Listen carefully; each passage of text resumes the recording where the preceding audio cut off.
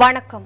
புதியுகம் இரவு 8 மணி செய்திகளுக்காக உங்களை வரவேற்பது அசாந்த் அண்ணாமலை. முதலில் தலைப்பு செய்திகளை பார்க்கலாம். டிஎன்பிஎஸ்சி குரூப் 2 குரூப் 2A போட்டித் தேர்வுகளுக்கான அறிவிப்பு வெளியீடு.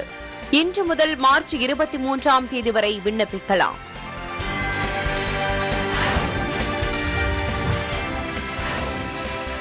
திருப்பூரில் 2வது நாளாக விசைத்தறி உரிமையாளர்கள் உண்ணாவிரத போராட்டம். கூலி உயர்வினை ஒப்பந்த வடிவில் வழங்க வலியுறுத்தல்.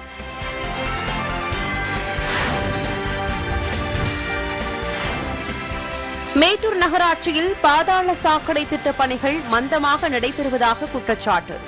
விரைந்து முடிக்க நடவடிக்கை எடுக்குமாறு அதிகாரிகளுக்கு பொதுமக்கள் வலியுறுத்தல்.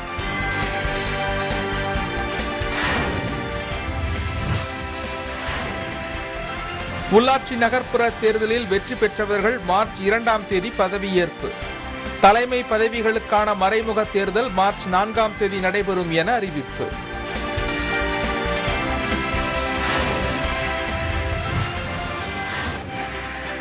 உள்ளாட்சி தேர்தலில் பெரும் வெற்றி பெற்ற திமுக கூட்டணி. மேயர், துணை மேயர், நகராட்சி, பேரூராட்சி தலைவர் பதவிகளை எதிர்பார்க்கும் கூட்டணி கட்சிகள்.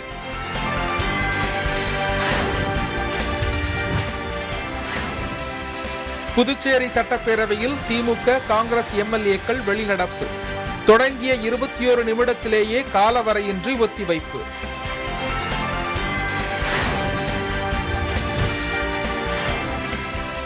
முட்டை கொள்முதல் விலை ஒரே நாளில் 25 காசுகள் சரிவு. முட்டைகள் தேக்கமடைவதை தடுக்க விலை குறைக்கப்பட்டதாக கோழி பண்ணையாளர்கள் தகவல்.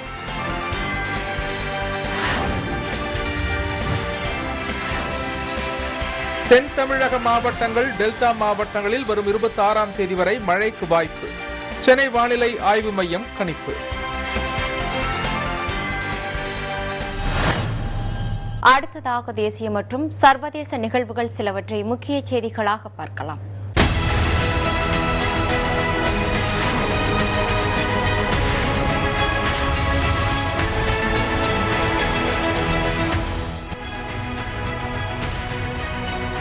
உத்தரப்பிரதேச மாநிலத்தில் 4ஆம் கட்ட சட்டசபை தேர்தலுக்கான வாக்குப்பதிவு நிறைவு பெற்றது.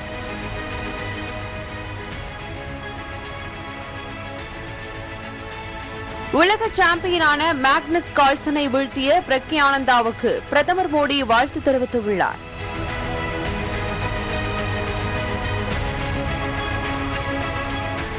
ஜல் ஜீவன் திட்டத்தின் மூலம் 4 கோடி குழாய் இணைப்புகளை அமைக்க மத்திய அரசு இலக்கு நிர்ணயம் செய்துள்ளதாக பிரதமர் மோடி தெரிவித்துள்ளார்.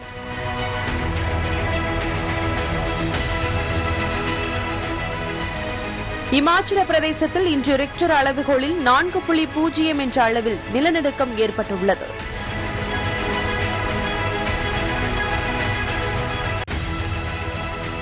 தாவூத் இப்ராஹிம் பண மோசடி வழக்குடன் தொடர்புடையதாக எழுந்த குற்றச்சாட்டில் மகாராஷ்டிர அமைச்சர் நவாப் மாலிக்கை அமலாக்கத்துறை கைது செய்துள்ளது.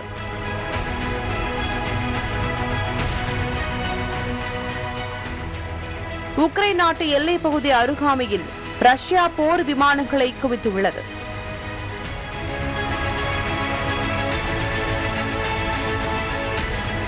மேற்கு ஆப்பிரிக்க நாடான பர்கினா பாசோவில் ஏற்பட்ட வெடி விபத்தில் 63 பேர் உயிரிழந்துள்ளனர்.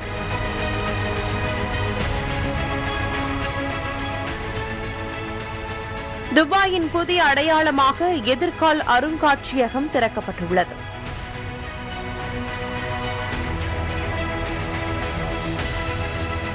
இலங்கைக்கு எதிரான கிரிக்கெட் தொடரில் காயம் காரணமாக சூரியகுமார், தீபக் சாகர் விலகியுள்ளனர்.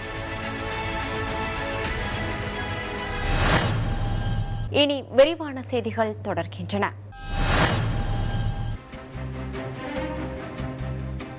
டிஎன்பிஎஸ்சி நடத்தும் குரூப் 2 மற்றும் குரூப் 2A பதவிகளுக்கான தேர்வுக்கு விண்ணப்பிக்க அறிவிப்பு வெளியிடப்பட்டுள்ளது.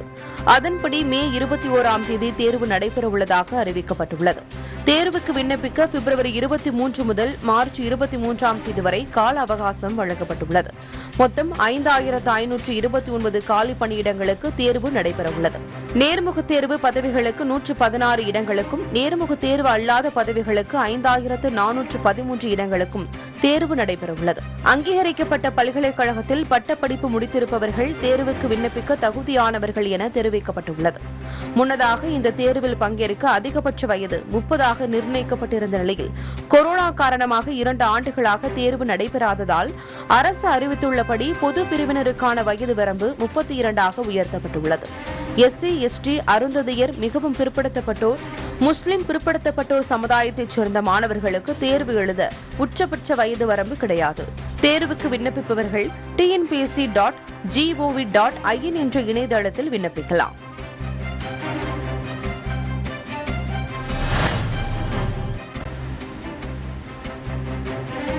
நடைபெற்று முடிந்த உள்ளாட்சி நகர்ப்புற தேர்தலில் திமுக கூட்டணி பெருவாரியான இடங்களை கைப்பற்றியுள்ளது. இந்நிலையில் மேயர், துணை மேயர், நகராட்சித் தலைவர் மற்றும் பேரூராட்சித் தலைவர் பதவிகளை தங்களுக்கு ஒதுக்கப்படும் என்ற எதிர்பார்ப்பு திமுக கூட்டணி கட்சிகளிடையே ஏற்பட்டுள்ளது. இதையடுத்து தலைமை பதவிகளுக்கான தங்களது எதிர்பார்ப்பு பட்டியலை திமுக கூட்டணி கட்சிகள் நாளை முதல் அளிக்க இருப்பதாக தகவல்கள் வெளியாகி வருகின்றன. ஆனால் இதுவரை எந்த கட்சியும் தங்கள் விருப்பம் குறித்து வெளிப்படையாக கருத்து எதுவும் தெரிவிக்கவில்லை. ஆயினும் சமூக நீதியை தொடர்ந்து வலியுறுத்தி வரும் திமுக தலைமை அதிகார பகிர்விலும் சமூக நீதியை கடைபிடிக்கும் என கூட்டணி கட்சியினர் நம்பிக்கை தெரிவிக்கின்றனர். மார்ச் 4ஆம் தேதி மாநகராட்சிகளுக்கான மேயர், துணை மேயர், நகராட்சித் தலைவர், துணைத் தலைவர், பேரூராட்சித் தலைவர், துணைத் தலைவர் தேர்வு நடைபெறவுள்ள நிலையில் திமுக கூட்டணி கட்சிகளிடையே தலைமை பதவிகளுக்கான எதிர்பார்ப்பு அதிகரித்துள்ளது.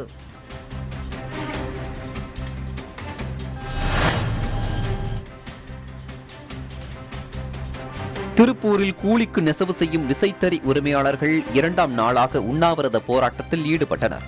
திருப்பூர், கோவை மாவட்டங்களில் விவசாயத்திற்கு அடுத்தபடியாக விசைத்தறி தொழில் முக்கிய வாழ்வாதாரமாக உள்ளது. திருப்பூர் மாவட்டம் முழுவதும் சுமார் 3 லட்சம் விசைத்தறிகள் உள்ள நிலையில் நேரடியாகவும் மறைமுகமாகவும் 5 லட்சம் தொழிலாளர்கள் பணிபுரிந்து வருகின்றனர். ஜவுளி உற்பத்தியாளர்களிடம் பாவு, நூல் வாங்கி அதனை காடா துணியாக உற்பத்தி செய்து கொடுக்கும் தொழிலில் விசைத்தறி நெசவாளர்கள் ஈடுபட்டு வருகின்றனர். விசைத்தறி உரிமையாளர்களுக்கு கூலி நிர்ணயம் செய்து அதன் அடிப்படையில் கூலி வழங்கப்பட்டு வருகிறது. இந்நிலையில் அரசு அறிவித்த கூலி உயர்வை ஒப்பந்த வடிவில் வழங்க மறுக்கும் ஜவுளி உற்பத்தியாளர்களை கண்டித்தும் கூலி உயர்வை ஒப்பந்த வடிவில் அமல்படுத்த மாவட்ட நிர்வாகங்களை வலியுறுத்தியும் விசைத்தறியாளர்கள் தங்களது குடும்பத்துடன் 21ஆம் தேதி முதல் காரணம்பேட்டை பகுதியில் தொடர் உண்ணாவிரத போராட்டம் மேற்கொண்டனர். உண்ணாவிரத போராட்டத்திற்கு சோமனூர், அவினாசி, தெக்கல்லூர், புதுப்பாளையம், பெருமாநல்லூர் என 5 சங்கங்கள் ஆதரவு தெரிவித்து போராட்டத்தில் ஈடுபட்டனர். கடந்த ஜனவரி 9ஆம் தேதி முதல் காலவரையற்ற வேலைநிறுத்த போராட்டத்திற்கு பிறகு நடத்தப்பட்ட முத்தரப்பு பேச்சுவார்த்தையில் பல்லடம் ரகத்திற்கு 15%, மற்ற ரகங்களுக்கு 19% என உடன்பாடு எட்டப்பட்டது. தொடர்ந்து பல்லடம், மங்கலம் உள்ளிட்ட 4 சங்கங்கள் போராட்டத்தை வாபஸ் பெற்று விசைத்தறியை இயக்கி வருகின்றனர். சோமனூர் உள்ளிட்ட 5 சங்கங்கள் எழுத்து வடிவிலான ஒப்பந்தம் கோரி தொடர்ந்து போராட்டத்தில் ஈடுபட்டனர்.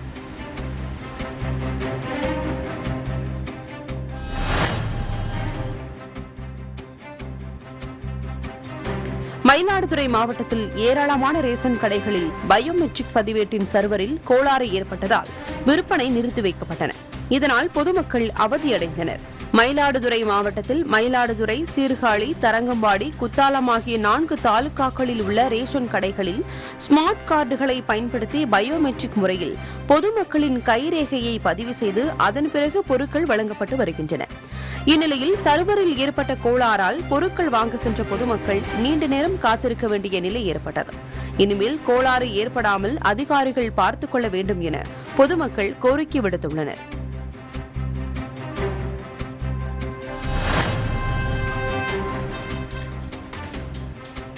நாமக்கல்லில் நடைபெற்ற தேசிய முட்டை ஒருங்கிணைப்பு குழு கூட்டத்தில் முட்டை ஒன்றின் பண்ணை கொள்முதல் விலை ₹4.30 இருந்து 25 காசுகள் குறைந்து ₹4.05 விலை நிர்ணயம் செய்யப்பட்டுள்ளது.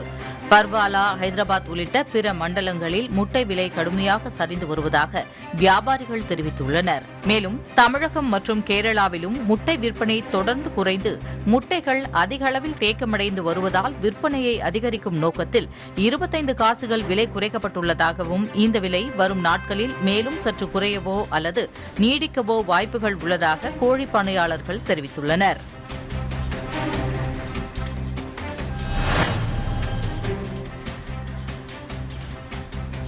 புதுச்சேரி சட்டப்பேரவை இன்று கூடிய நிலையில் 21 நிமிடத்திலேயே நிறைவடைந்தது. புதுச்சேரி சட்டப்பேரவை இன்று கூடியது. காலை 9:30 மணிக்கு திருக்குறள் வாசித்து சபாநாயகர் செல்வம் பேரவையை தொடங்கி வைத்தார். தொடர்ந்து மறைந்த புதுச்சேரி முன்னாள் சட்டமன்ற உறுப்பினர் பரசுராமன், முப்படை தளபதி பிபின் ராவத் மற்றும் பாடகர் லதா மங்கேஷ்கர் ஆகியோருக்கு பேரவையில் இரங்கல் தெரிவிக்கப்பட்டு 2 நிமிட அஞ்சலி செலுத்தப்பட்டது. தொடர்ந்து சட்ட முன் வரைவுக்கு இசை அளிக்கப்பட்ட போது மக்கள் நல பிரச்சினைகளை தொடர்பாக 1 வார காலம் பேரவை நடத்த வேண்டும் என கோரிக்கை வைத்து சட்டமன்ற எதிர்க்கட்சித் தலைவர் சிவா தலைமையில் திமுக மற்றும் காங்கிரஸ் சட்டமன்ற உறுப்பினர் சபாநாயகர் இருக்கை முன்பு தர்ணாவில் ஈடுபட்டனர். பின்னர் திமுக மற்றும் காங்கிரஸ் சட்டமன்ற உறுப்பினர்கள் வெளிநடப்பு செய்தனர். இதனைத் தொடர்ந்து அவை நடவடிக்கைகளை காலவரையின்றி ஒத்திவைக்கப்பட்டது. சட்டமன்ற கூட்டம் தொடங்கிய 21 நிமிடத்தில் நிறைவடைந்தது குறிப்பிடத்தக்கது.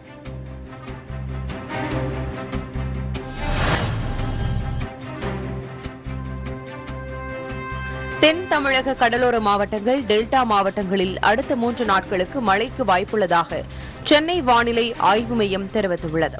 குமரிக்கடல் மற்றும் அதனை ஒட்டிய பகுதிகளில் நிலவும் வளிமண்டல மேலடுக்கு சுழற்சி காரணமாக தென் தமிழக கடலோர மாவட்டங்கள் புதுக்கோட்டை, தஞ்சாவூர், திருவாரூர், நாகப்பட்டினம், மயிலாடுதுறை ஆகிய மாவட்டங்களில் லேசானது முதல் மிதமான மழை பெய்யக்கூடும் என தெரிவிக்கப்பட்டுள்ளது.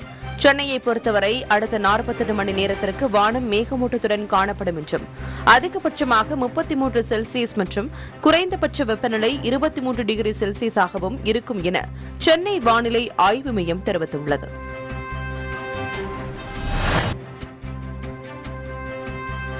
சென்னை முதல் விசாகப்பட்டினம் வரை முதல் முறையாக பாய்மர படகு பயணம் செய்த பெண் ராணுவ அதிகாரிகள் சென்னை திரும்பினர். சென்னை முதல் விசாகப்பட்டினம் வரையிலான பாய்மர படகு பயணத்தை கடந்த 15ஆம் தேதி தெலங்கானா ஆளுநர் தொடங்கி வைத்தார். 1700 கிலோமீட்டர் தொலைவு கொண்ட பயணத்தை 10 பேர் அடங்கிய பெண் ராணுவ அதிகாரிகள் 8 நாட்களில் முடித்து இன்று காலை சென்னை திரும்பினர். துறைமுகம் திரும்பிய அவர்களை சென்னை துறைமுக துணைத் தலைவர் மற்றும் அதிகாரிகள் வரவேற்று பாராட்டி நினைவு பரிசு வழங்கினர். இதற்காக அந்த வீரர்கள் 30 நாட்கள் மும்பை மற்றும் சென்னையில் பயிற்சி மேற்கொண்டதாகவும் 20ஆம் தேதி சென்னை திரும்பிய வீரர்கள் கடலில் காற்று மாறுபாடு காரணமாக முன்னோக்கி வர முடியாமல் இருந்ததால் 2 நாட்கள் தாமதமாக வந்ததாகவும் தெரிவித்தனர்.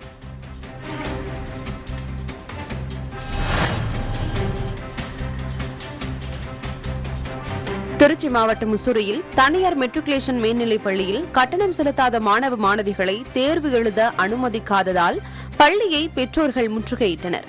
முசூரியில் துறையூர் சாலையில் தனியார் மெட்ரிகுலேஷன் பள்ளி இயங்கி வருகிறது. இதில் 9, 10, 11, 12ஆம் வகுப்பு படித்து வரும் மாணவ மாணவிகள் பள்ளிக்கு தேர்வு எழுத சென்றனர். அப்போது பள்ளி நிர்வாகம் பள்ளிக்கு செலுத்த வேண்டிய கட்டணத்தை செலுத்தாத மாணவர்களை தேர்வு எழுத அனுமதிக்காமல் வகுப்பறைக்கு வெளியே நிறுத்தி வைத்திருந்ததாக கூறப்படுகிறது. இந்த தகவல் அறிந்த மாணவர்களின் பெற்றோர்கள் பள்ளிக்கு விரைந்து சென்று பள்ளியை முற்றுகையிட்டு போராட்டத்தில் ஈடுபட்டனர். மேலும் பள்ளியில் கட்டணம் செலுத்தினால் முறையாக ரசீது வழங்கப்படவில்லை எனவும் பெற்றோர்கள் புகார் தெரிவித்தனர். தகவல் அறிந்து சம்பவ இடத்திற்கு சென்ற முசூரி காவலர்கள் பள்ளி நிர்வாகம் மற்றும் மாணவ மாணவிகளின் பெற்றோர்களிடம் பேச்சுவார்த்தை நடத்தினர். இதனையடுத்து மாணவ மாணவிகளின் பெற்றோர் தங்களது போராட்டத்தை கைவிட்டு விலகி சென்றனர்.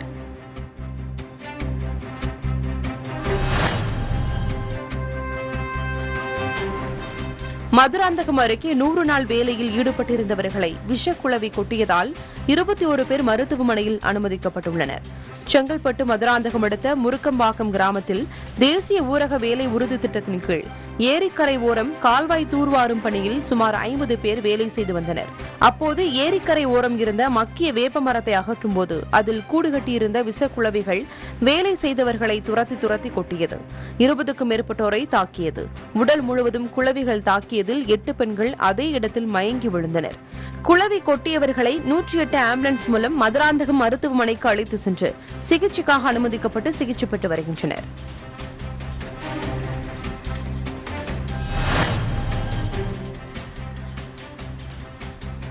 சிவகங்கையில் உள்ள அரசு உயர்நிலைப் பள்ளியில் அடிப்படை வசதிகள் கோரி மாணவிகள் பெற்றோருடன் சேர்ந்து சாலை மறியல் போராட்டம் நடத்தினர். சிவகங்கை மாவட்டம் கல்லலில் பெண்கள் உயர்நிலைப் பள்ளி செயல்பட்டு வருகிறது. இங்கு 500க்கும் மேற்பட்ட மாணவிகள் பயின்று வருகின்றனர். இந்நிலையில் பள்ளி கட்டடம் சேதமடைந்தும் கழிப்பாறை, குடிநீர் வசதி இல்லை என்று கூறி மாணவிகள் சாலை மறியலில் ஈடுபட்டனர். மாணவிகளுக்கு ஆதரவாக அவர்களது பெற்றோர்களும் ஆர்ப்பாட்டத்தில் கலந்து கொண்டனர். தகவல் அறிந்து சென்ற வருவாய் மற்றும் காவல்துறையினர் நடத்திய சமாதான பேச்சுவார்த்தையை அடுத்து போராட்டம் விலக்கிக் கொள்ளப்பட்டது.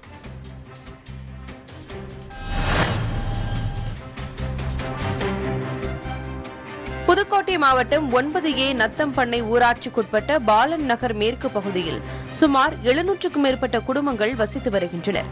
தமிழக அரசு செயல்படுத்தவுள்ள காவிரி குண்டாறு இணைப்பு திட்டம் இப்பகுதியின் வழியாக செயல்படுத்த உள்ளதாகவும், அவ்வாறு செயல்படுத்தும் போது 700க்கும் மேற்பட்ட வீடுகள் இடிக்கப்படும் அபாயம் உள்ளதாக கூறி அப்பகுதி மக்கள் கடந்த 18ஆம் தேதி புதுக்கோட்டை மாவட்ட ஆட்சியர் அலுவலகம் முன் போராட்டத்தில் ஈடுபட்டு மனு அளித்திருந்தனர்.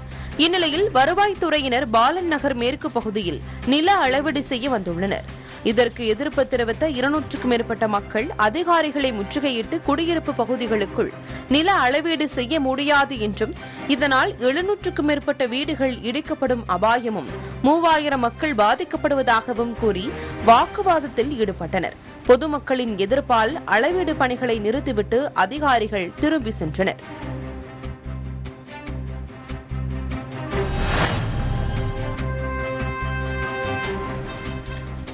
மேட்டூர் நகராட்சி பாதாள சாக்கடை திட்டப் பணிகள் முழுமையடையாமல் இருப்பதால் மக்கள் மிகுந்த சிரமத்திற்கு உள்ளாகியுள்ளனர். சேலம் மாவட்ட மேட்டூர் நகராட்சியில் பாதாள சாக்கடை திட்டத்தை செயல்படுத்த 2007ஆம் ஆண்டு ஆய்வு நடத்தி சுமார் 25 கோடி செலவாகும் என்றும், இதனை பராமரிக்க ஆண்டுக்கு 77 லட்சம் செலவாகும் எனவும், நபர் ஒருவருக்கு 100 லிட்டர் கழிவுநீர் நாளொன்றுக்கு சேகரிக்கும் விதமாக 2019ஆம் ஆண்டு வரை கணக்கீடு செய்து திட்ட அறிக்கை அளிக்கப்பட்டது. ஆனால் அரசு அதிகாரிகளின் அலட்சியத்தால் திட்டம் செயல்படுத்தப்படாமல் காலதாமதம் ஏற்பட்டதன் காரணமாக கட்டுமான பொருட்களின் விலையேற்றம், கூலி உயர்வு உள்ளிட்டவைகளால் திட்ட மதிப்பீடு அதிகரித்து சுமார் 75 கோடி அளவிற்கு நிதி ஒதுக்கீடு செய்யப்பட்டது. பாதாள சாக்கடை திட்டப் பணிகள் முழுமையடையாததால் அப்பகுதி மக்கள் மிகுந்த இன்னல்களுக்கு ஆளாகி வருவதாக அப்பகுதி மக்கள் புகார் தெரிவிக்கின்றனர்.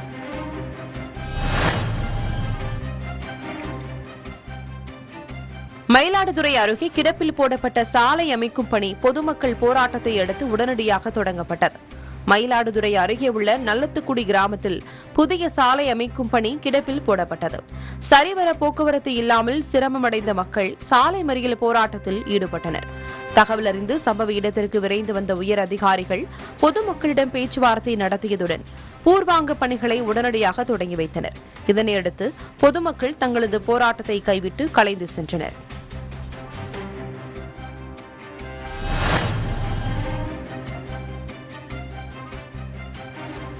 2019 நடைபெற்ற தென்னிந்திய நடிகர் சங்க தேர்தல் செல்லும் என சென்னை உயர்நீதிமன்றம் தெரிவித்துள்ளது.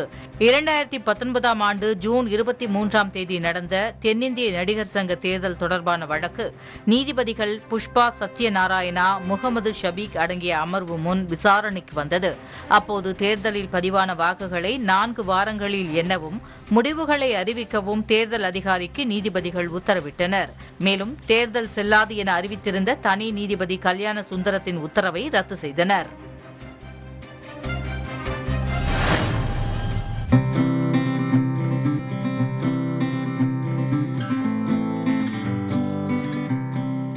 வெட்டிப் பொழுதை வெற்றிப் பொழுதாகவும் வெறும் பொழுதை நரும் பொழுதாக மாற்றும் வல்லமை புத்தகங்களுக்கு உண்டு.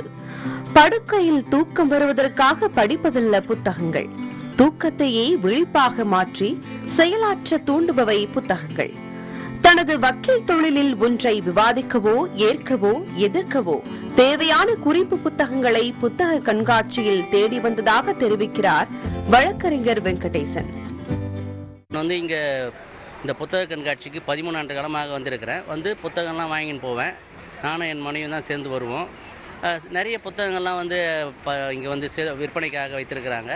அதில் வாங்கி செல்வோம் நாங்கள். இந்த வருடம் நல்ல நிறைய புத்தகங்கள் பண்ணியிருக்காங்க. ஒரு கடையில் இல்லாத புத்தகம் இன்னொரு கடையில் இருக்குது. அது இங்கே கிடைக்கலன்னா இன்னொரு புத்தக கடையில் வாங்குவேன். சுமார் ஒரு 5000 ரூபாய்க்கு மேலே நான் வாங்கின்னு போவேன் புத்தகங்களை. மேன்மேலும் அடுத்த வருடம் பார்க்கும்போது இந்த புத்தகம்லாம் பார்க்கும்போது இன்னும் சிறப்பாக வாங்கணும்னு ஆசை வருது. ஒரு 6000 ரூபாய்க்கு மேலே வாங்கணும் அப்படின்றது கையில் இருக்கிற பணத்தை வச்சு தான் வாங்க முடியுது. நல்ல ஏற்பாடு பண்ணியிருக்கிறாங்க. இன்னும் புத்தகங்கள் சட்ட சம்மந்தப்பட்ட புத்தகங்கள்லாம் நிறைய இருக்க மாட்டேங்குது. நிறைய அட்வொகேட்ஸு, லா ஸ்டூடெண்ட்ஸ்லாம் வராங்க. அவங்களுக்கெல்லாம் ஏற்பாடு செய்திருந்தால் நல்லா இருக்கும். இந்த புத்தக விற்பனையாளர் சங்கம் மேன்மேலும் அதை ஊக்கப்படுத்தணும்னு கேட்டுக்கிறேன். ஒவ்வொருவருக்கும் வாசிப்பதில் தேட்டமும் நாட்டமும் மாறுபடும் என்கிறார் வழக்கறிஞரின் மகள். புத்தக வாசிப்பில் அதிக ஆர்வம் கொண்ட அவர் தனது கல்வி அலுப்புகளிலிருந்து திசை திருப்ப உதவுபவை புத்தகங்கள் என்கிறார். எங்களுக்கு நாங்கள் படிக்கிறது பிஏ தமிழ் படிச்சுட்டு இருக்கேன். தமிழ் துறையில் தான் எனக்கு நிறைய ஆர்வம் இருக்குது. நாங்கள் தனியாக வரல, எங்களோட அம்மாவுக்கு தான் கூப்பிட்டு வந்திருக்காங்க. ரொம்ப எங்கள் மேலே அவங்களுக்கு ரொம்பவே அக்கறை இருக்குது. எங்களோட ஆர்வத்தை அவங்க புரிஞ்சுக்கிட்டு நாங்கள் இதுக்கு முன்னாடி நாங்கள் வந்தது கிடையாது புத்தக கண்காட்சிலாம். இப்போ தான் நாங்கள் ஃபர்ஸ்ட் டைம் வரோம். ஸோ நாங்கள் கேட்டுக்கிட்டோம் இந்த மாதிரி கூப்பிட்டு போங்கம்மா அப்படின்னாவே அவங்க எங்கள் மேலே கொஞ்சம் ஆர்வம் எடுத்துகிட்டு எங்கள் கூப்பிட்டு வந்திருக்காங்க. நான் இவ்வளோ இருக்கும் நான் எதிர்பார்க்கல. சரி கொஞ்சமாக இருக்கும், நான் இதுவரையும் வந்தது கிடையாது. ஸோ பார்க்கும்போது நிறையவே இருக்குங்க நாவல்ஸ். எனக்கு தனிமையாக அப்படின்னு பார்த்தீங்கன்னா எனக்கு நாவல்ஸ் மேலே நிறைய ஆர்வம் இருக்குது. எங்கள் ஐயாலாம் சொல்லவே ஈமம் அந்த மாதிரி நாவல்ஸ்லாம் தான் நான் இங்கே வாங்கலாம்னு சொல்லிட்டு வந்திருக்கேன். பார்த்தா இங்கே நிறையவே இருக்குது. நான் எதிர்பார்த்ததை விட இங்கே நிறையவே நாவல்ஸ்லாம் இருக்குது. ஸோ ஆர்வமாக இருக்குது. இப்போ தான் நாங்கள் ஆரம்பிச்சிருக்கோம். போக போக நாங்கள் ஒரு 11 மணிக்கிட்ட வந்தோம். ஆனால் நாங்கள் இப்போ 2 இது தான் போயிருக்கோம். அதுவே நிறையவே இருக்குது. ஸோ கண்டிப்பாக நாங்கள் பார்த்துட்டு நிறைய நாவல்ஸ் வாங்கணும்னு நான் நிறைய ஆசைப்படுறேன். புத்தக கண்காட்சியில் நாவல்கள் புதினங்களை தேடி வந்தோர் ஒருபுறம் இருக்க, போட்டித் தேர்வுகளில் வெற்றி பெற உதவும் புத்தகங்களை தேடியும் மற்றொரு சாரார் வந்திருந்தனர். பலர் தங்களுக்கு தேவையான புத்தகங்களை தேடி பார்த்து வாசித்து நேசித்து வாங்கிச் செல்கின்றனர். என் பேர் எழில்வேந்தன். நான் புவனகிரிங்கிற ஊர்லேருந்து வந்திருக்கேன், சிதம்பரம் பக்கத்தில். நான் ஒரு 3-4 இயர்ஸாக டிஎன்பிஎஸ்சி எக்ஸாம் படிச்சுட்டு இருக்கிறேன். இப்போ ரீசெண்டாக டிஎன்பிஎஸ்சி சிலபஸ் சேஞ்ச் பண்ணிட்டாங்க. பழைய ஃபார்மேட்டு கொண்டு வந்துட்டாங்க. ஸோ அந்த புக்ஸ் அவ்வளோ அவைலபிள் இல்லை எங்கள் ஏரியாவில். அப்போ புக் ஃபேருக்கு வரக்குள்ளே நான் பார்க்கக்குள்ளே நிறையா புக்ஸ் ரொம்ப ஹெல்ப்ஃபுல்லாக இருக்குது. இங்கே டிஎன்பிஎஸ்சி எக்ஸாம்ஸ்க்கு படிக்கிறவங்க கண்டிப்பாக இங்கே இந்த புக் ஃபேருக்கு கண்டிப்பாக புக்ஸ் வாங்கிட்டு போகணும். ஒரு சில புக்ஸ் ஏற்கனவே ஸ்டாக் இல்லைன்னு சொல்லிட்டாங்க. நேற்று சாட்டர்டே சண்டேல எல்லா புக்கும் போயிடுச்சு அப்படின்னு சொல்லிட்டு இங்கே வந்தது ரொம்ப ஹெல்ப்ஃபுல்லாக இருக்குது. கண்டிப்பாக இந்த புக்கை வாங்கி இந்த வருஷம் கண்டிப்பாக இந்த எக்ஸாம் கிளியர் பண்ண நம்பிக்கை வந்திருக்கு. என்னோட அண்ணா பேர் சிவா. அவங்களுக்காக தான் நான் புக் வாங்கலான்னு வந்தேன். ஸ்டாஃப் செலெக்ஷன் கமிஷனுக்கு அவங்க ட்ரை பண்ணிகிட்ருக்காங்க, எக்ஸாமுக்கு ட்ரை பண்ணிகிட்ருக்காங்க. நான் 12th ஸ்டாண்டர்ட் படிக்கிறேன். நெக்ஸ்ட் இயர் நான் டிஎன்பிசி எக்ஸாமுக்கு ட்ரை பண்ணலான்னு இருக்கேன், படிக்கலான்னு இருக்கேன். இப்போ எங்கள் அண்ணனுக்காக இங்கே வாங்கலான்னு வந்திருக்கேன். அனைத்து தரப்பு மக்களின் விதவிதமான வாசிக்கும் ஆர்வத்திற்கு தீனி போட ஏராளமான தலைப்புகளில் குவிந்திருக்கும் புத்தகங்கள் கூடுதல் வாசகர்களை ஈர்த்துள்ளது என்கிறார் பபாசி அமைப்பு துணைத் தலைவர் மயிலவேலன். வாசகர்களுக்கு தேவையான அனைத்து நூல்களும் சுமார் 10 லட்சம் தலைப்புகளில் பார்த்தீங்கன்னா 1 கோடி புத்தகங்கள் இந்த இடத்துல இடம்பெற்றிருக்குது. ஒரு ஆசையோடு பார்த்தீங்கன்னா தேடி புத்தகங்களை வாங்குவது நம்ம கண்குளிராக பார்க்க முடியுது. அது மட்டும் இல்லாத பார்த்தீங்கன்னா இந்த போட்டித் தேர்வுக்கான நூல்கள் பார்த்தீங்கன்னா இப்போ டிஎன்பிசி போன்ற பல்வேறு போட்டித் தேர்வுகள் நடைபெற இருக்கிற காலத்தால் போட்டித் தேர்வுக்கான நூல்கள் மிகப்பெரிய வரவேற்பை பெறுது. ஏன்னா இளைஞர்கள் அரசு வேலையை மையப்படுத்தி தேடுவதை கண்குளிராக பார்க்க முடியுது நம்மளால். அதே அவர் போட்டித் தேர்வுக்கான நூல்களை அதிகமாக வாங்குவதை நம்ம கண்குளிராக பார்க்க முடியுது. வாசகர்களுடைய வருகை பார்த்தீங்கன்னா கடந்த ஆண்டை விட மிகவும் அதிகரித்தே கொண்டு இருக்குது. கடந்த ஆண்டு பார்த்தீங்கன்னா இப்போ திங்கட்கிழமை அப்படின்னா ஒரு 50,000 பேர் வராங்கன்னா இந்த ஆண்டு பார்த்தீங்கன்னா 75,000 பேர் வராங்க ஒரு நாளைக்கு. ஸோ அதிகமான வாசகர்கள் தினமும் வருவதை நம்ம கண்குளிராக பார்க்க முடியுது. வாசகர்கள் ஒரு அரங்கா போய் அவருக்கு வேண்டப்பட்ட புத்தகங்களை தேடி வாங்குவது என்பது ஒரு மிகப்பெரிய அவங்களுக்கு ஒரு சந்தோஷமா இருக்குது. எல்லா அரங்குகளையும் போயிட்டு, ஏன்னா இது இந்த புத்தக நிகழ்ச்சியை பொறுத்த வரைக்கும் சுற்றி எல்லா அரங்கும் பார்க்கணும்னா ஒரு நாளில் பார்க்க முடியாது. குறைஞ்சபட்சம் ஒரு 5 இருந்து ஒரு 10 நாள் ஆகும். அதே இவங்க சீசன் டிக்கெட் மாதிரி 100 ரூபாய் சீசன் டிக்கெட் கொடுத்துரும். 100 ரூபாய் அந்த டிக்கெட் வாங்கிட்டாங்கன்னா 18 நாளும் வரலாம் அவங்க. ஸோ அந்த மாதிரி டிக்கெட்டை வாங்கிட்டு ஒரு அரங்கா போய் ஒரு நாளைக்கு 1 ரூபான்னு சொல்லி 8 நாளைக்கு 8 ரூபா பார்க்கக்கூடிய பல இளைஞர்களை பார்க்குறோம், பல பெரியவர்களை பார்க்குறோம். விஷயம் காணப்படுது இந்த புத்தக கண்காட்சி. கொரோனா காலகட்டத்தில் வாசிப்பு பழக்கம் என்பது அதிகமாகிடுச்சு. ஏன்னா மக்கள் இந்த டிவி பார்க்குறதும் கம்ப்யூட்டர் பார்க்குறதும் பார்த்து கண்கள் பல கெட்டு போயிடுச்சுன்றாங்க. ஸோ அதனுடைய வெளிப்பாடு பார்த்தீங்கன்னா இப்போ இந்த காலகட்டத்தில் கொரோனாவினுடைய எழுச்சி என்னன்னு பார்த்தீங்கன்னா புத்தகம் வாசிப்பு என்பது இந்த கொரோனாவால் அதிகமாக இருக்கு. அதே மாதிரி பார்த்தீங்கன்னா அதிகமான எழுத்தாளர்கள் இந்த கொரோனா காலத்தில் அதிகமாக உருவாகியிருக்காங்க. ஸோ வாசகர்கள் அதிகமாக புத்தகங்களை படிப்பதும் தேடுவதும் இந்த சென்னை புத்தக காட்சியில் மிகவும் அதிகமாக காணப்படுது. வாழ்க்கையில் தலை நிமிர விருப்பமுள்ளவர்கள் குனிந்து படிக்க அழைக்கிறது புத்தக உலகம்.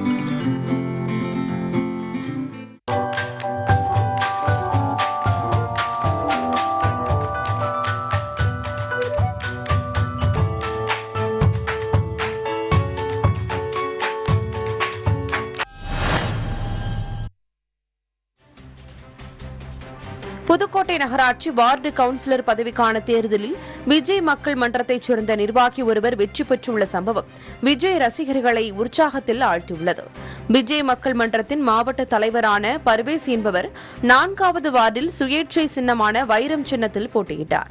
அந்த வார்டில் திமுக, அதிமுக, பாஜக, நாம் தமிழர் என பிரதான அரசியல் கட்சிகளின் வேட்பாளர்கள் உட்பட 8 பேர் போட்டியிட்ட நிலையில் 282 வாக்கு வித்தியாசத்தில் பர்வேஸ் வெற்றி வாகை சூடியுள்ளார். விஜய் மக்கள் மன்ற வேட்பாளர் வெற்றி பெற்றிருப்பது புதுக்கோட்டை மாவட்ட விஜய் ரசிகர்களை பெரும் மகிழ்வில் ஆழ்த்தியுள்ளது.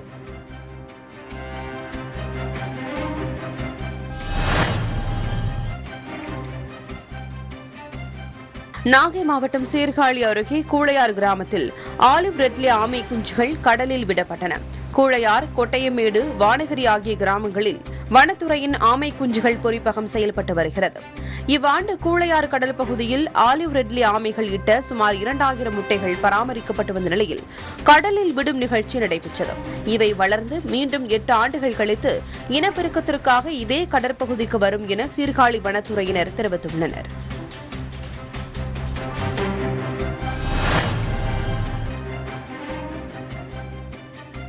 வேலூர் மாவட்டம் காட்பாடி வட்டம் மோடூர் கிராமத்தில் கழிவுநீர் கால்வாய் உடைப்பு ஏற்பட்டு குடியிருப்பு பகுதியில் பாதிப்பு ஏற்பட்டுள்ளது. இதனை உடனடியாக சீர் செய்து தரும்படி இளம்படை வீரர் லீலா சம்பந்தப்பட்ட அதிகாரிகளுக்கு கோரிக்கை விடுத்துள்ளார். வணக்கம், என் பேர் லீலா. நான் புதியுகம் இளம்படை வீரர். நான் இப்ப நிக்கிற இடம் எதுனா வேலூர் மாவட்டம் காட்பாடி வட்டத்துல இருக்கிற மோட்டூர்னு ஒரு சின்ன ஊர். இந்த ஊர்ல கால்வாய் உடைப்பு ஏற்பட்டிருக்கு. இந்த கால்வாய் உடைப்பை சரி செஞ்சு தரது தான் என்னோட கோரிக்கை.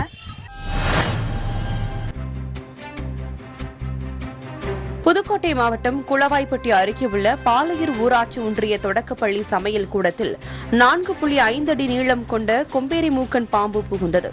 இதனால் அச்சமடைந்த மாணவர்கள் வெளியே பாதுகாப்பாக அனுப்பப்பட்டனர். பின்னர் அங்கு விரைந்த தீயணைப்பு வீரர்கள் பாம்பை பிடித்து ஆள் நடமாட்டம் இல்லாத வனப்பகுதியில் விட்டனர்.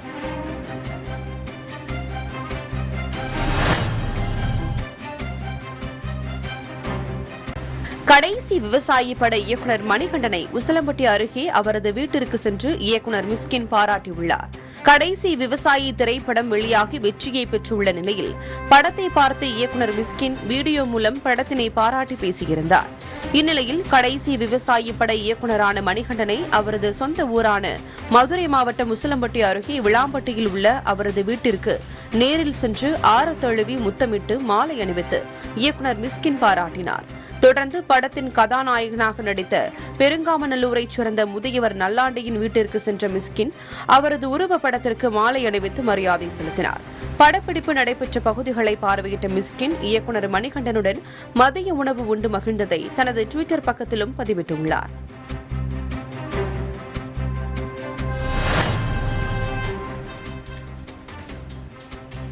மன்னார்குடி நகராட்சியில் 20வது வார்டில் போட்டியிட்ட திமுக வேட்பாளர் சங்கர் ஒரு வாக்கு வித்தியாசத்தில் வெற்றி பெற்றுள்ளார். திருவாரூர் மாவட்டத்தில் நேற்று நடைபெற்ற உள்ளாட்சி நகர்ப்புற தேர்தலில் மன்னார்குடி 20வது வார்டில் திமுக சார்பில் சங்கர் என்பவரும் அதிமுக சார்பில் ரவீந்திரன் என்பவரும் போட்டியிட்டனர். இதில் இருவருமே 420 வாக்குகள் பெற்றிருந்தனர். சங்கர் என்பவருக்கு ஒரே ஒரு தபால் வாக்கு பதிவாகியிருந்த நிலையில் ஒரு வாக்கு வித்தியாசத்தில் திமுக வேட்பாளர் சங்கர் வெற்றி பெற்றார்.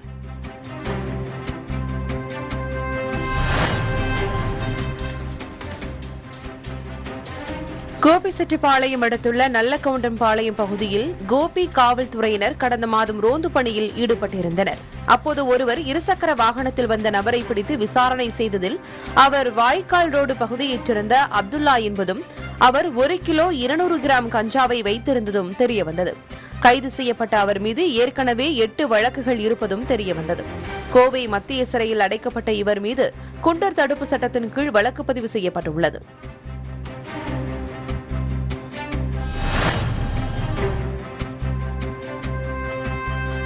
கடலூர் மாநகராட்சிக்கு நடந்து முடிந்த தேர்தலில் வாக்குப்பெட்டிகள் அனைத்தும் புனித வளனார் மேல்நிலைப் பள்ளியில் வைக்கப்பட்டு சீல் வைக்கப்பட்டது. வாக்கு எண்ணும் மையத்தில் சீல் அகற்றப்பட்டு பூட்டப்பட்ட சாவி இல்லாமல் பூட்டை அதிகாரிகள் அறுத்து வாக்குப்பெட்டியை வெளியே எடுத்தனர். சீல் வைக்கப்பட்ட சாவி தொலைந்தது எப்படி, அதனை அறுத்து எடுக்கும் நிலை ஏன் வந்தது, சாவி எப்படி தொலைந்தது என அதிமுக கட்சியினர் ஆர்ப்பாட்டத்தில் ஈடுபட்டனர். இந்த விவகாரத்தில் விசாரணை நடத்த வேண்டும் என சம்பந்தப்பட்ட மாநகராட்சி அதிகாரிகள் மீது நடவடிக்கை எடுக்க வேண்டும் எனவும் ஆர்ப்பாட்டத்தில் ஈடுபட்டனர்.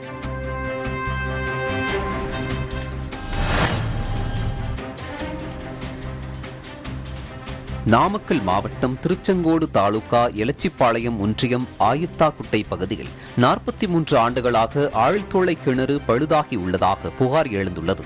சுமார் 2 ஆண்டுகள் ஆகியும் நடவடிக்கை எடுக்காத ஊராட்சி மற்றும் ஒன்றிய நிர்வாகத்தை கண்டித்து மார்க்சிஸ்ட் கம்யூனிஸ்ட் கட்சி சார்பில் தண்ணீர் வேண்டி யாகம் நடத்தி போராட்டம் செய்தனர். சண்டைக்கு போறவங்களுக்கு தண்ணி வேணும்.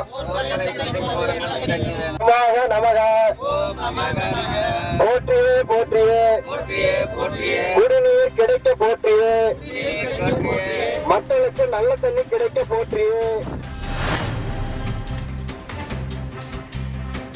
மதுரை எஸ்எஸ் காலனி பகுதியில் வீடுகளில் திருடுவதற்காக ஆயுதங்களுடன் கும்பல் ஒன்று வலம் வருவதாக காவல்துறைக்கு தகவல் கிடைத்தது. இதைத் தொடர்ந்து காவல் ஆய்வாளர் பூமிநாதன் தலைமையில் காவல்துறையினர் அப்பகுதியில் ரோந்து சென்றனர். அப்போது ஆயுதங்களுடன் பதுங்கியிருந்த 6 பேரை சுற்றி வளைத்து பிடித்தனர். அவர்களிடமிருந்து 4 கத்திகள், மிளகாய் பொடி பாக்கெட்டுகள் மற்றும் கயிறு உள்ளிட்டவற்றை பறிமுதல் செய்தனர். விசாரணையில் 6 பேரும் மதுரை மாநகரில் பூட்டிய வீடுகள், பெண்கள் மற்றும் முதியோர்கள் தனியாக வசிக்கும் வீடுகளை குறிவைத்து திருட்டில் ஈடுபட்டு வந்தது தெரியவந்தது. இதையடுத்து மாநகர காவல் ஆணையர் பிரேமானந்த் சின்ஹா கொள்ளையர்களை பிடித்த காவலர்களை பாராட்டினார்.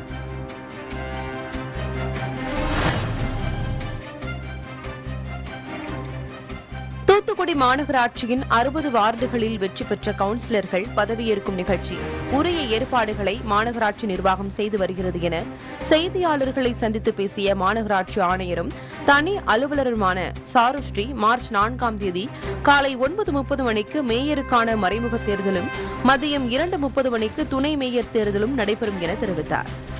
தூத்துக்குடி மாநகராட்சியில் நேற்றைய தினம் உள்ளாட்சி தேர்தலுக்கான வாக்கு எண்ணிக்கை முடிவு பெற்று 60 வெற்றி வேட்பாளர்கள் அறிவிக்கப்பட்டார்கள். இதைத் தொடர்ந்து 2ஆம் தேதி மார்ச் வெற்றி பெற்றவர்களுக்கான பதவியேற்பு கூட்டம் நடைபெற உள்ளது. தூத்துக்குடி மைய அலுவலகத்தில் கவுன்சில் ஹாலில் வச்சு கவுன்சிலர்ஸ்க்கான உறுதிமொழி ஏற்பு மற்றும் பதவியேற்பு விழா அரேஞ்ச் பண்ணியிருக்கோம்.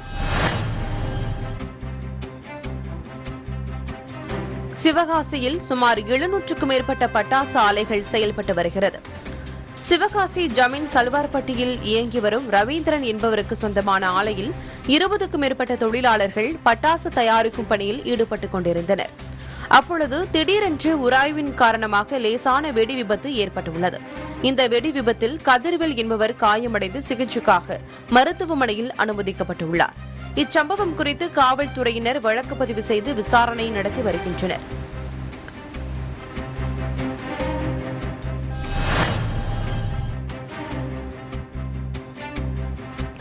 கும்பகோணம் நகர மேல்நிலைப் பள்ளியில் 6ஆம் வகுப்பு பயின்று வருபவர் அரிகரன் என்கிற மாணவர்.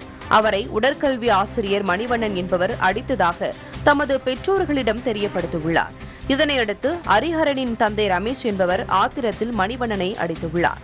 இது தொடர்பான புகாரின் பேரில் போலீசார் இரு தரப்பினரையும் விசாரித்து வருகின்றனர்.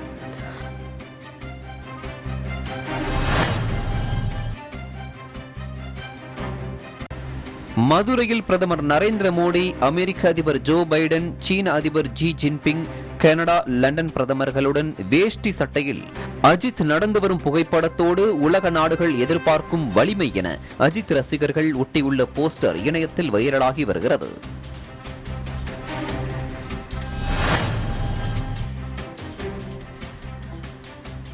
வத்தலகுண்டு அருகே தண்ணீர் இல்லாமல் கருகும் நெற்பயிர்களால் விவசாயிகள் கவலையடைந்துள்ளனர். இதனால் உடனடியாக தண்ணீர் திறந்துவிடுமாறு கோரிக்கை விடுத்துள்ளனர். திண்டுக்கல் மாவட்டம் வத்தலகுண்டு அருகே ஐயங்கோவில்பட்டி, கரட்டுப்பட்டி, மீனாட்சிபுரம், வடிவேல்புரம் உள்ளிட்ட பகுதிகளில் 10 ஆண்டுகளுக்கு பிறகு 300 ஏக்கர் பரப்பளவில் விவசாயிகள் நெல் சாகுபடி செய்துள்ளனர். இந்நிலையில் மஞ்சள் ஆற்றிலிருந்து பிலாத்து வாய்க்கால் வழியாக இந்த பகுதிக்கு பாசன நீர் வந்து கொண்டிருந்தது. ஆனால் கடந்த சில நாட்களாக தண்ணீர் வரத்து குறைந்து முற்றிலும் நின்று போனதாக விவசாயிகள் தெரிவிக்கின்றனர். நெற்பயிர்கள் வளர்ந்து பால் முற்றிய நேரத்தில் தண்ணீர் இல்லாததால் பயிர்கள் கருகி வருவதாகவும் நிலங்கள் காய்ந்து வெடிக்கத் தொடங்கியுள்ளதாகவும் அவர்கள் வேதனை தெரிவிக்கின்றனர். மேலும் நெற்கதிர்களை வெண்கதிர் நோயும் தாக்க தொடங்கியுள்ளதாகவும் கூறும் விவசாயிகள் ஏக்கருக்கு 30,000 ரூபாய் வரை செலவு செய்துள்ள நிலையில் மிகுந்த நஷ்டத்தை சந்தித்துள்ளதாகவும் அவர்கள் தெரிவிக்கின்றனர். எனவே மாவட்ட நிர்வாகம் நடவடிக்கை எடுத்து தண்ணீர் திறந்துவிட வேண்டும் என கோரிக்கை விடுத்துள்ளனர். நெல் நட்டு பதிய போடுற சமயத்தில் 1.5 மாதமாக நெல் இப்போ பறிஞ்சிக்கிட்டு இருக்கு. தற்போது தண்ணியை மஞ்சளாத்து தண்ணியை சுத்தமாக நிப்பாட்டிட்டாங்க. இதனால் கண்ணாவட்டி, கரட்டுப்பட்டி, உச்சப்பட்டி, ஐயங்கோல்பட்டி, வடிவபுரம், மீனாட்சிபுரம் ஆகிய விவசாயமெல்லாம் ரொம்ப பாதிச்சு கருகிக்கிட்டு இருக்கு நெல்லெல்லாம். இன்னும் 60 நாளைக்கு தண்ணி விட்டால் தான் எங்களுக்கு சரிப்பட்டு வரும். இல்லாட்டி போட்ட முதலீடை எடுக்க முடியாது. இத்துடன் செய்திகள் நிறைவடைகின்றன. புதிய யுகத்தின் அடுத்த செய்தி தொகுப்பு நாளை காலை 8 மணிக்கு. நன்றி.